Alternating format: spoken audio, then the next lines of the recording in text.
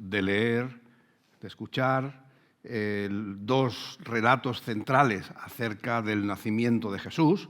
Y en esta tarde, pues, teniendo esos textos en nuestra mente, vamos a leer otro pasaje más, que no es un pasaje en sí navideño, pero que sin duda está vinculado.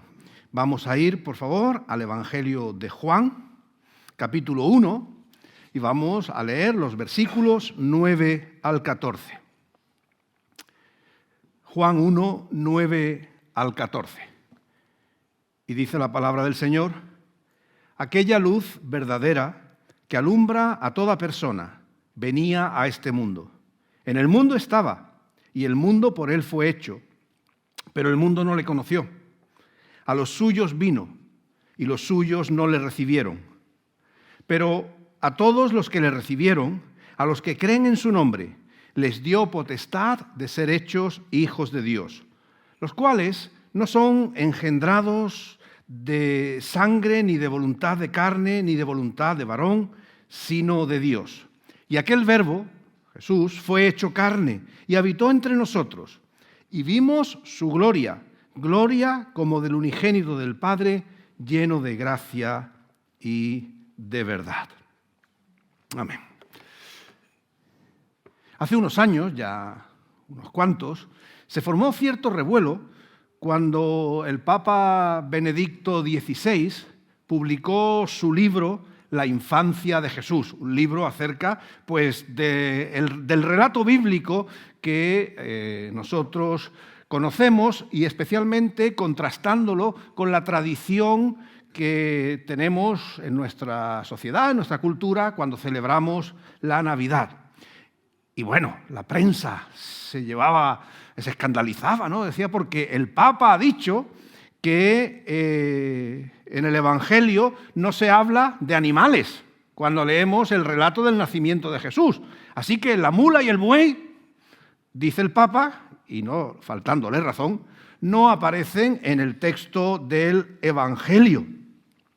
A pesar de que sí dice que fue el niño Jesús dejado sobre un pesebre. Entonces, claro, si hay un pesebre, pues tendría que haber animales. Pero lo cierto es que el texto bíblico no nos lo ha recordado, no refleja el texto bíblico ninguna mención a los animales, y fue la tradición, ¿verdad?, la que se dio cuenta de ese despiste y rápidamente pues, puso los animalitos en el portal de Belén.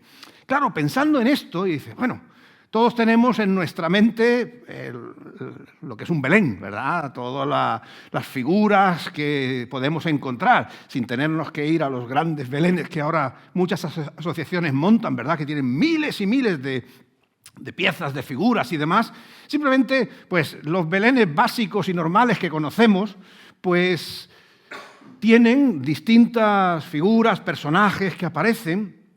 Y recordando, insisto, estas palabras de Benedicto XVI acerca de la no presencia de animales, me preguntaba, ¿qué hay en nuestra Navidad que no hubiera en la primera Navidad?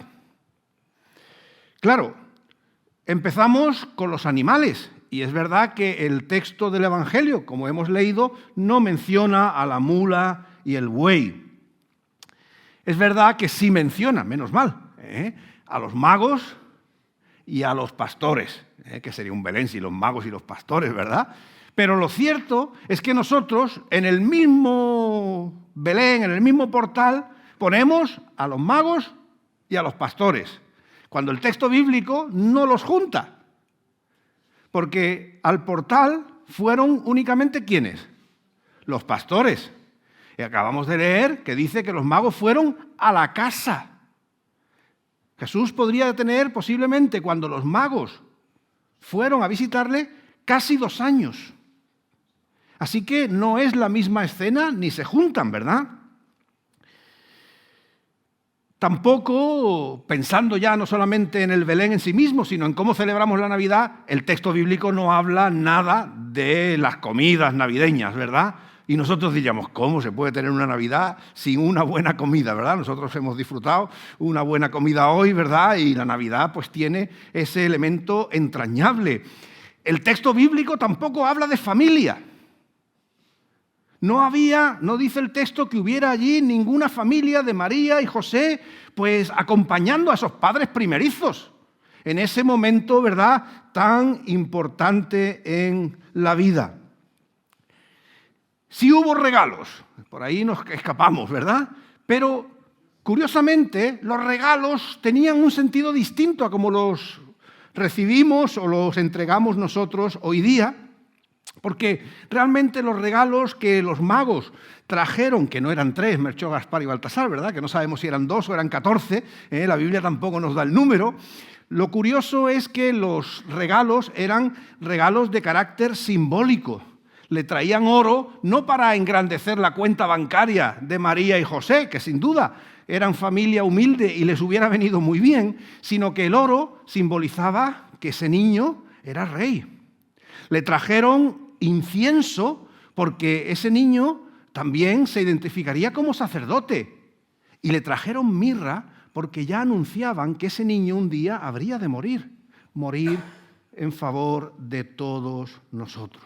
Así que, si vamos mirando, nos damos cuenta que el relato bíblico del nacimiento de Jesús y la tradición que nosotros celebramos hoy día, pues no coincide necesariamente en muchos detalles, en muchos aspectos. ¿Sabéis desde cuándo tenemos portales de Belén?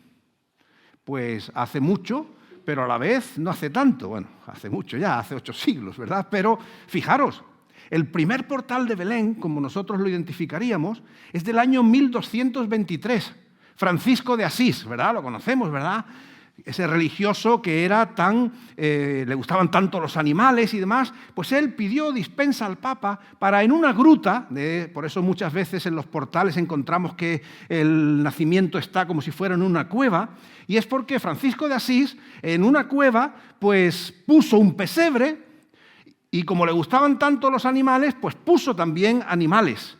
Y desde entonces se ha creado esa tradición de decorar, recordar el nacimiento de Jesús con todo eso. Cuenta también la tradición que la paja que estaba en el pesebre, paja que no aparece, por cierto, en el texto bíblico, era paja mágica o milagrosa, no seamos paja milagrosa, porque parece ser que cuando puso la paja en ese pesebre, todos los animales enfermos del área sanaron. Pero desde ahí, ¿verdad?, comienza esa tradición en Italia, que después se exporta a España y de España pues se exporta al mundo entero. Tradición que también celebramos es la del día en el que estamos. Hoy es 25 de diciembre. ¿Nació Jesús un 25 de diciembre? Probablemente no. Bueno, con toda seguridad no lo hizo. Si hacemos caso al relato de que dice que había pastores en la noche cuidando el rebaño, eso en diciembre, yo os recomiendo iros a Palestina un 25 de diciembre y quedaros en mitad del campo, muchos no veréis salir el sol, ¿verdad? Porque el frío es insoportable. En esas fechas el ganado estaba a buen recogido, ¿verdad?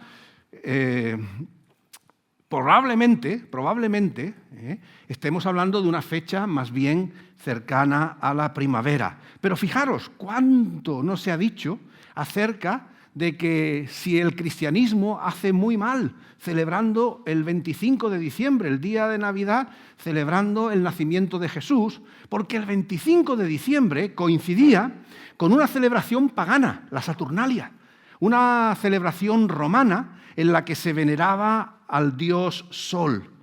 Y claro, muchos, y es lo que quizás más frecuentemente vais a encontrar explicando por qué se celebra el 25 de diciembre, lo que vais a encontrar es diciendo los cristianos tomaron la celebración pagana para ahora celebrar el nacimiento de Jesús. Probablemente eso tampoco sea cierto. Si os fijáis, y eso sí lo sabemos, el nacimiento de Jesús, y los que venimos los viernes al estudio bíblico lo hemos estado viendo, ¿verdad?, según el texto bíblico, fue en el calendario judío el 14 de Nisán. El 14 de Nisán del año en el que nació Jesús era el 25 de marzo. Del 25 de marzo al 25 de diciembre, ¿cuánto tiempo hay? 9 meses. El tiempo de un embarazo. Y es muy probable que fuese esa la razón y no otra por la cual el 25 de diciembre se tomó como fecha para recordar el nacimiento de Jesús, ¿verdad? Porque incluso en otras tradiciones cristianas lo hacen el 6 de diciembre, porque tomaron no el mismo 14 de Nisan, sino el 14 del primer mes de la primavera y salen otra vez 9 meses hasta el 6 de diciembre. Es decir, que no hay por qué estar pensando en ninguna tradición pagana ni en ninguna cosa extraña, ¿verdad? Sino que los primeros cristianos quisieron vincular la creación y la redención en la vida de Jesús. Vincular su nacimiento y su muerte con fechas simbólicas. El 25 de marzo recordando su muerte, 25 de diciembre recordando su nacimiento, ¿verdad? Y hay, en fin, no nos vamos a extender en esto, pero ya se celebraba antes de que el Imperio Romano se cristianizara, ¿verdad? Ya hay testimonios de que los cristianos celebraban el 25 de diciembre y no miraban a ninguna festividad pagana. En definitiva, la Navidad como la celebramos hoy, pues es una Navidad que ha ido creciendo con el tiempo en los muchos sentidos y significados que se les da. Va creciendo en las figuritas que hemos ido poniendo, ¿verdad? Y tenemos un hermoso pesebre y bien decorado. Y permitidme decir que con todo esto que he comentado, no quiero que nadie se vaya aquí pensando qué desastre esto de celebrar la Navidad. No, no, no, en absoluto.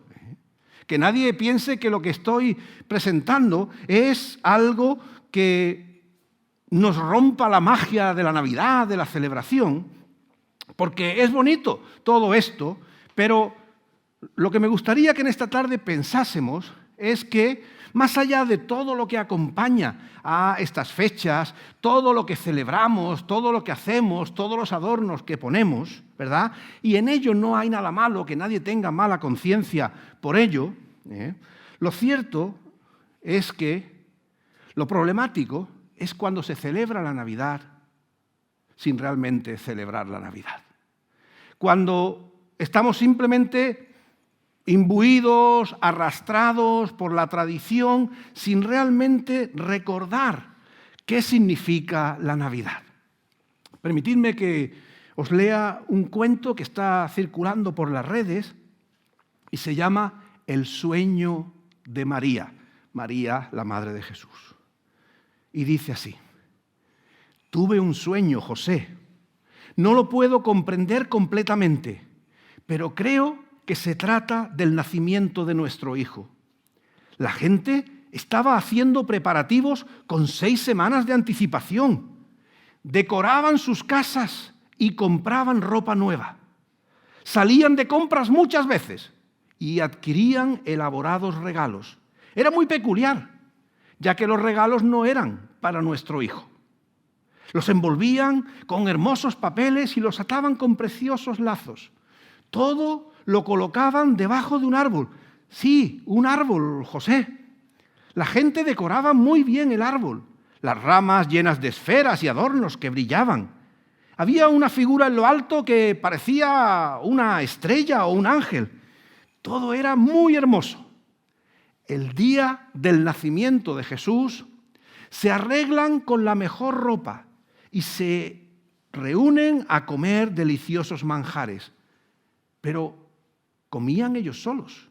No invitaban a nuestro hijo a la cena navideña, y mucho menos a nosotros dos.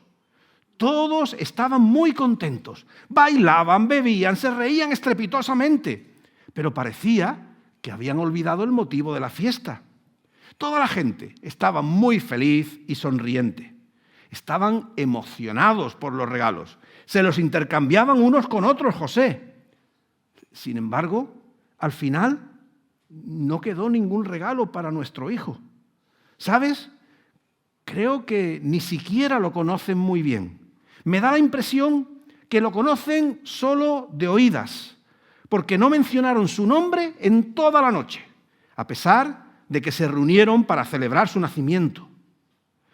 ¿No te parece extraño que la gente se meta en tantos problemas para celebrar el cumpleaños de alguien que ni siquiera conocen bien? Tuve la extraña sensación de que si nuestro hijo hubiera llegado a la celebración, lo hubieran considerado como un intruso solamente. Nadie se acordó de él, ni de nosotros dos. Claro, que ha pasado tanto tiempo que no me parece raro. Sentí ganas de llorar. ¡Qué tristeza para Jesús no ser invitado a su fiesta de cumpleaños! Estoy contenta porque solo fue un mal sueño. ¡Qué terrible que ese sueño se hiciera realidad! Ahí es donde está la esencia, ¿verdad?, de lo que en esta tarde queremos recordar. La Navidad es Jesús. Lo que hoy estamos celebrando y que acompañamos de cosas bonitas, de regalos, de comida y demás, debe tener su centro, su sentido en Jesús de Nazaret, en aquel a quien Dios envió para darnos vida, para transformar nuestra realidad, para darnos una nueva oportunidad, para darnos esperanza. En el texto de Juan que hemos leído, dice que Jesús era la luz verdadera que alumbraba a toda persona. En esa imaginería, en esa forma de presentar, ¿verdad?, el contraste entre las tinieblas que presenta pues todo lo negativo, todo lo que no merece la pena en la vida, todo el sufrimiento, toda la injusticia, frente a esa oscuridad, Jesús aparece como luz. Y cuando hay luz, la oscuridad desaparece. Cuando Jesús viene a nuestras vidas, Él transforma nuestra existencia, transforma lo que somos, transforma lo que hacemos, transforma nuestras relaciones.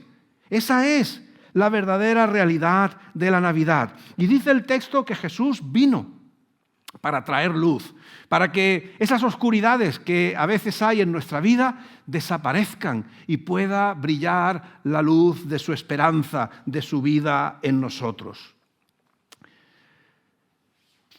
Por desgracia, el texto nos dice que Jesús vino a los suyos, igual que la celebración del cumpleaños, ¿verdad? Dice, a los suyos vino, ¿y qué pasó con los suyos? Que no le recibieron. Aquellos que se suponen tenían que haberle abrazado, aquellos que se supone que tenían que haberle acogido, que tenían que haber apreciado lo que Dios hacía por sus vidas, simplemente decidieron ignorarle, simplemente decidieron no creer en Él. Y a veces esa es la realidad que nosotros vivimos en nuestro mundo, nuestra sociedad, nuestra ciudad, nuestro país. El mundo se vuelve loco, ¿verdad?, cuando llega la Navidad y si vemos los telediarios, pues Doña Mañolita, ¿verdad?, la gente dando vueltas, la lotería, porque es la lotería de Navidad. Los centros comerciales, ¿verdad?, la gente con más bolsas que manos para cargar. En fin, da igual, decían el otro día, no sé qué producto navideño era, 700 euros el kilo. Y decía, bueno, es un día, 700 euros el kilo, ¿verdad? O sea, auténticas excesos, ¿verdad? Todo alrededor de la Navidad, todo alrededor de Jesús, sin embargo, sin Jesús. A los suyos vino y los suyos no le recibieron, dice la palabra del Señor. Si nos quedásemos ahí, seguro que nos entraría el mismo escalofrío que le entró a María con ese sueño que tuvo, ¿verdad? Harían una fiesta en nombre de mi hijo, pero no le invitarían. Eso fue a los suyos vino y los suyos no le recibieron. Pero dice la palabra del Señor que esa luz vino para alumbrar a toda la creación, para alumbrar a todo el mundo. Y no fueron todos los que le rechazaron.